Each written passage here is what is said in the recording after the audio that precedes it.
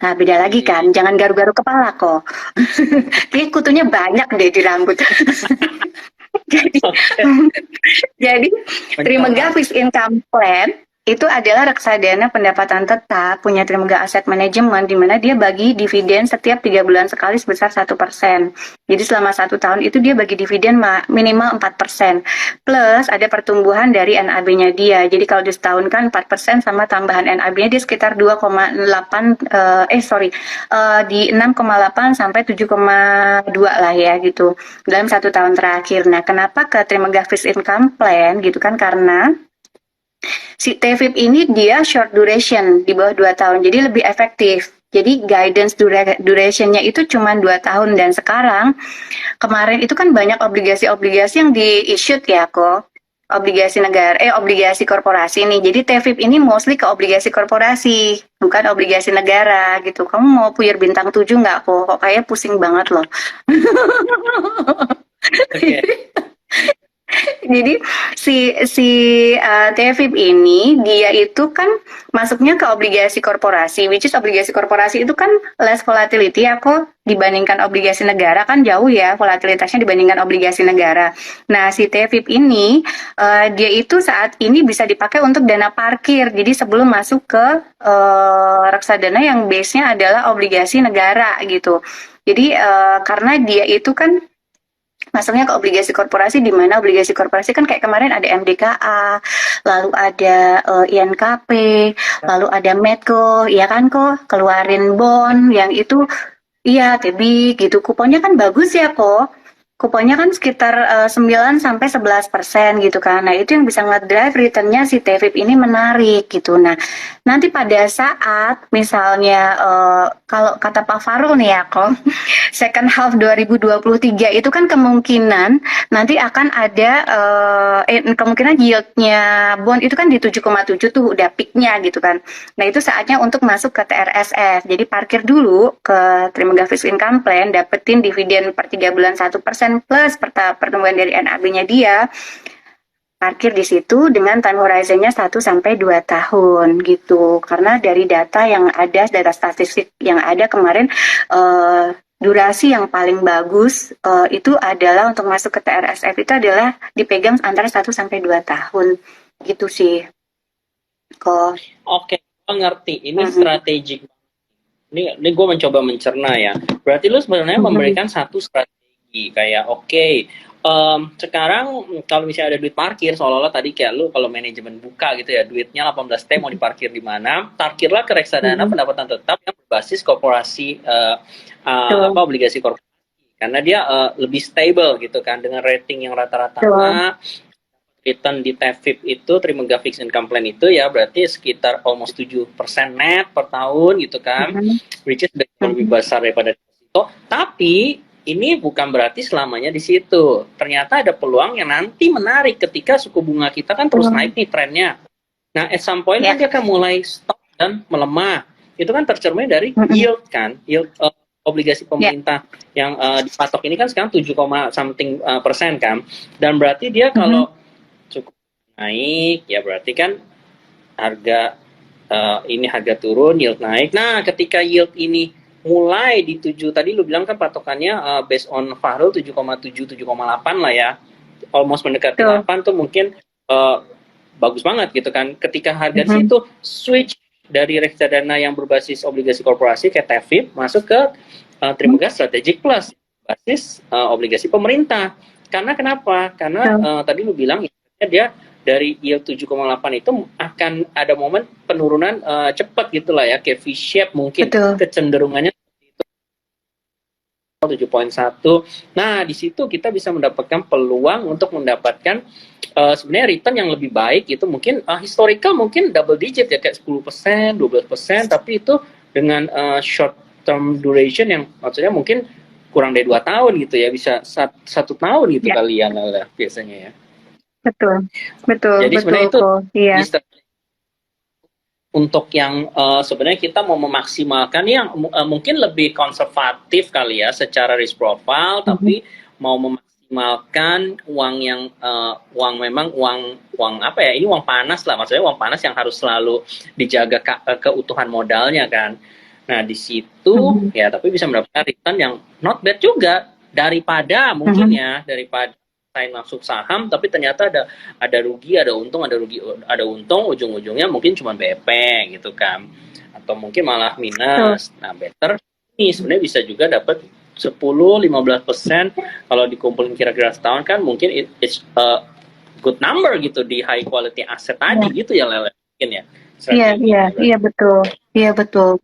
Kayak kemarin kan ada nasabah yang nanya tuh kok, loh kalau misalnya saya nggak boleh beli nih obligasi negara sekarang gitu ya, entah FR, entah PBS gitu yang durasinya panjang gitu. Terus berarti saya taruh duit saya di mana dong gitu kan? Sama aja kalau saya cuma pegang cash atau saya masuk di instrumen tabungan apa deposito kan sama aja duit saya nggak berkembang dibilang. Jadi kan saya rugi itu gitu.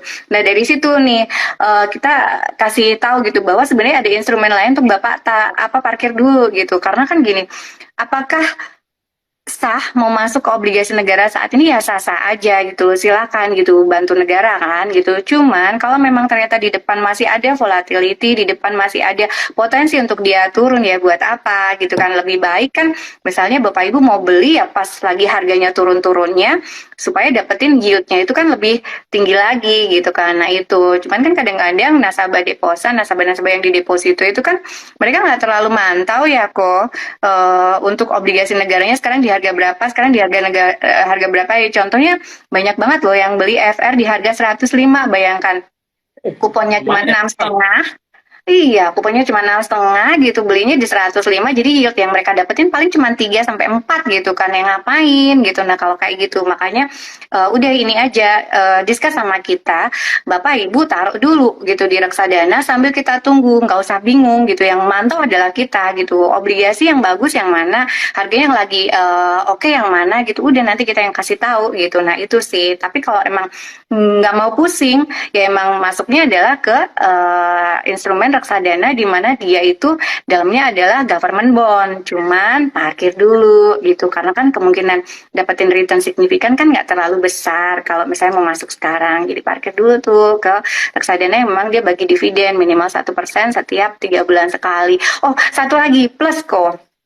Jadi si TFIP ini dia ada tambahan apa namanya asuransi kok. Jadi kalau orang-orang tuh kan kadang-kadang mereka ada mis-selling, ada misleading juga ya terkait dengan asuransi yang kayak unit link segala macam gitu kan. Yang dijual kan kadang yang salah tuh marketing yang salah. Banyak marketing yang benar teman-teman, tapi ada juga marketing yang salah. Jadi kadang-kadang kan yang marketing yang salah tuh menjual investasinya kan untuk unit link kan. Bukan menjual proteksinya gitu si asuransi ini gitu. Jadi yang mereka jual investasi ini enggak. Jadi ini adalah teman-teman itu berinvestasi di reksadana pendapatan tetap tapi dapat tambahan namanya proteksi. Proteksinya itu dalam bentuk apa? Amit-amit nih misalnya nasabah tersebut meninggal dunia, saldo yang dia udah taruh nih di reksadana TVIP ini 500 juta. Nah, dia bisa dapetin proteksi itu sebesar saldo mengendapnya dia. Jadi 500 juta. 500 juta investasinya cair ke rekening ahli waris. 500 juta dari si proteksinya ini cair juga nih ke ahli waris. Jadi ahli waris dapat 1 M gitu. Itu free. Tidak dimintain bayaran apapun, nggak dimintain kayak kalau kita mau masuk asuransi kan ada medical check up ya kok. Ini nggak ada sama Ya. sekali gitu. Jadi teman-teman dapetin free. Gimana caranya gitu kok si MI-nya bisa nih ngasih proteksi tersebut gitu kan harusnya kan bayar karena MI-nya itu baik teman-teman MI-nya itu nyisihin manajemen fee-nya ada Pak Antoni Kira nggak yang nonton nih iya kan ada strategi Putu sama Pak Antoni ada nggak bayar disubsidi gitu ya. Iya betul.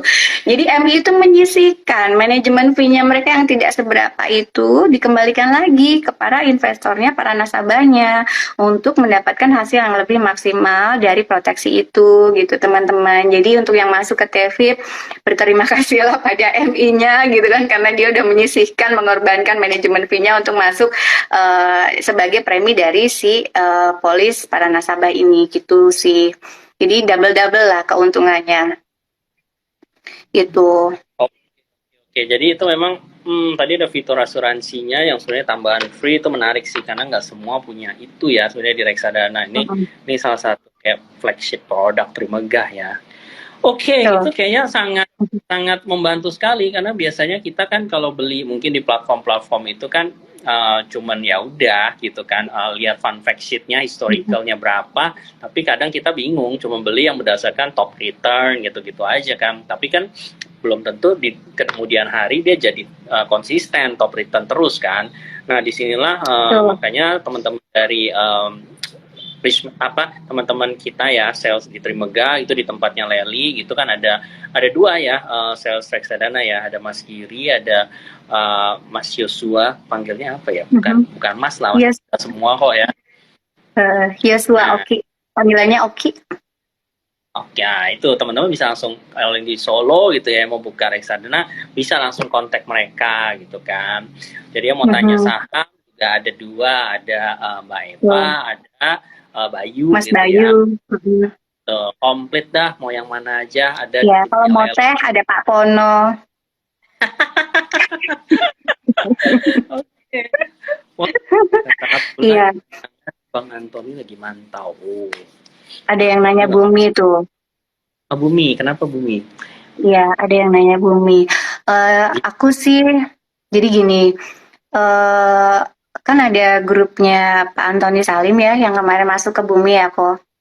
Ya, Kalau berdasarkan historis gitu kan, ya kayak saham-sahamnya Antoni Salim kan memang nggak kemana-mana ya, 1 tahun ini ya, contohnya ICBP gitu kan, dia sebenarnya nggak terlalu kemana-mana. Tapi ada story di mana once Antoni Salim ini, bukan Antoni Dirga loh ya, Antoni Salim ini mention mulu Pak Antoni Dirga kedutan matanya. Jadi once Antoni Salim ini dia menjalin satu hubungan bisnis dengan konglomerasi yang lain, biasanya saham-saham itu akan naik kencang biasanya, dan itu bisa jadi multi bagger biasanya, contohnya IMJS ya kan kok, dan lain sebagainya gitu. Nah itu yang aku sih masih percaya ya dengan Bumi ya, bahwa Bumi bisa jadi nanti, kemarin kan dia masuk di 120 ya kok. Iya iya betul betul. ya. Biasanya. Di 120. Mungkin nggak, Pak Antoni ini mau, dia cuman untung 100%, nggak mungkin sih kalau menurutku. Kayak yang So sudah-sudah tahu gitu. banget Anda teman ya. Oh, siapa? Iya, Desti. jadi jadi bisa jadi dia, ya kalau aku sih mungkin bisa jadi dia ke angka 350, bisa jadi 500, bisa jadi ada juga yang mention di angka 750. Cuman tetap begini, teman-teman, namanya saham itu kan ada turun, ada naik. Pada saat udah cuan walaupun tipis udah jual aja. Pada saat udah untung walaupun tipis sehari gini gitu kan 3%, daripada deposito 1 tahun 3%, mending ini 1 hari, 2 hari, 3 hari, seminggu 3% ya kan, daripada tarik deposito gitu loh intinya. Nah, jadi kalau aku sih optimis bahwa Bumi ini bisa jadi nanti akan naik ya. Tapi balik lagi, Bumi is Bumi. Ya kan, tahu sendiri kan story Bumi selama ini bagaimana gitu. Jadi jangan terus terlalu terlena dengan hal-hal itu ya, gitu. Itu sih kok. Oke. Ya, kalau misalnya Mm-mm. memang tadi misalnya long harga 300 500 itu kan long term view ya. I mean memang kita cukup yakin nggak dengan harga call price-nya sendiri itu dulu. Kalau memang anyway call price after misalnya winter ini dia koreksi tajam gitu misalnya ya. Itu kan Mm-mm. sebenarnya tetap core bisnisnya Bumi kan memang dijual batu baranya juga. Jadi itu sedikit banyak tetap berefek bagus. Jadi untuk misalnya kalau teman-teman yang mau jangka panjang harus benar-benar dilihat pergerakan harga inilah batu baranya ya. Since kita juga mulai ke Mm-mm. renewable gitu kan. Sebenarnya Bumi punya plan apa yang dia punya plan 2030 itu. Nah, apakah itu Mm-mm. tercermin gitu kan dari dia punya strategi bisnisnya. Nah, kalau memang iya, nah itu kan mungkin investor bisa valuation ulang gitu kan dia punya inilah nilainya. Nah, itu ada potensi ke sana, tapi harus dipantau. Nah, kalau misalnya untuk short term yang teman-teman trader, paling yang kita liatin ini loh, momen terdekatnya ini kan dia MSCI kan. Harusnya dia akhir bulan ini udah masuk bobotnya tuh oleh investor asing sudah harus fulfill MSCI dia ya. punya. Mm-mm. Tuh, di situ ya Mm-mm. bisa jadi maksudnya Kalau yang punya modal bawah mungkin jualan karena dia akan take profit, manfaatin momen itu ketika asing masuk dia keluar. Ya itulah momen-momen yang mungkin kita perlu cermati kalau benar-benar untuk fast trade ya di dalam beberapa hari ini kan karena Senin aja tanggal 28 kan 29 30. Nah, berarti kan sampai hari Rabu. Nah, itu yang teman-teman Betul. mendekati 200-an something itu juga kan sempat jadi resisten. Nah, mungkin Ya, untuk yang mau trade perhatikan level-level itu mungkin untuk ya bisa exit nanti ambil di bawah lagi gitulah diperhatikan nanti ya. entry levelnya apa 180 lagi 160 lagi kurang lebih di angka tersebut betul. Betul, setuju, Bapak. Mm-mm. SMA tuh satu pertanyaan Kok terakhir mungkin siapa? Pertanyaan terakhir. SMA. Ini ada Apa? bola jadi ketinggalan. SMA gimana pandangan lu Oh, terhadap oke, SCMA. kenaikan Hmm. interest? SCMA. Jadi gini, teman-teman. Hmm. Salah satu yang diuntungkan dengan adanya Liga Inggris adalah SCMA, ya kan? Karena kan Inggris dia dapetin ya kontrak. Kenapa? Piala Dunia kali kok Liga Inggris Liga Inggris sama Piala Dunia juga kok. Gimana sih? dia kan Hmm. terus Nah, jadi dia itu diuntungkan gitu kan dengan itu karena sebenarnya kalau secara basic ya SCMA itu kan bisa dibilang teknologi gitu karena kan dia kayak YouTube channel dari para artis-artisnya dia itu kan banyak banget ya subscribernya ya nggak followernya juga banyak banget gitu. Nah apalagi besok itu tahun depan kan warming up buat pilpres kan kok. Nah kalau warming tuh up pilpres biasanya apa? Ada iklan ya kan. Nah iklan itu di mana gitu ya? Salah satunya ada di SCMA itu gitu. Kalau aku sih SMA suka, MTech juga suka. Aku lebih banyak ke MTech-nya daripada SCMA-nya. Cuman kalau kondisi sekarang ini dengan adanya Piala Dunia gitu kan, terus nanti ada apa namanya Pilpres besok itu gitu, which is itu kan banyak banget iklan-iklan yang bakal dikeluarin oleh para uh, calon-calon gitu kan. Nah itu memang SCMA sih gitu. HK SCMA. oke